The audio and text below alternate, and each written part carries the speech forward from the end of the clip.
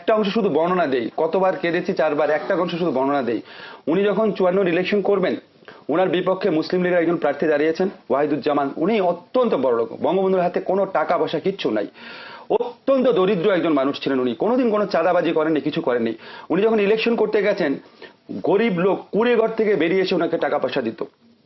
একটা ঘটনা আছে, একটা গ্রামের মহিলা, সে আপনার ঘন্টার পর ঘন্টা দাঁড়িয়েছিল, খুবই গরিব বৃদ্ধ মহিলা, এবং বঙ্গবন্ধু যাওয়ার পথে ওনাকে হাত ধরে টেনে নিয়ে বলেছে, বাবা আমার এই কুড়ে ঘরে তোমাকে একটু বসতে হবে।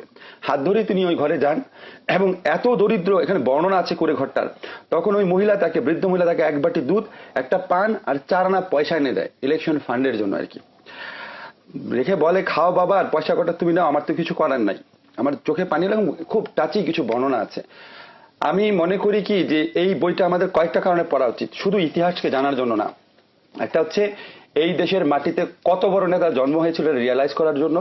সেকেন্ড হচ্ছে বঙ্গবন্ধুকে, এই অনুসন্ধান আমার থাকবে, আমি আজকে শ্রোতাদের কাছে কমিট করে গেলাম যে এত বড় একটা গণতান্ত্রিক নেতা, এত বড় একটা স্যাক্রিফাইসিং নেতা, এত বড় একজন মানে ভালোবাসাপূর্ণ মানুষ কেন স্বাধীনতার পর বাকশাল কায়েম করেছিল, কি করেছিলাম আমরা ওনার সাথে, আমরা মানে ওই সময়ের আওয়ামী লীগের লোকজন, ওই সময় জাসদের লোকজন, ওই সময় স্বাধীনতা বিরোধীরা মিলে দেশে কি পরিস্থিতি সৃষ্টি করেছিল, এবং ওই সময় আন্তর্জাতিক ষড়যন্ত্র।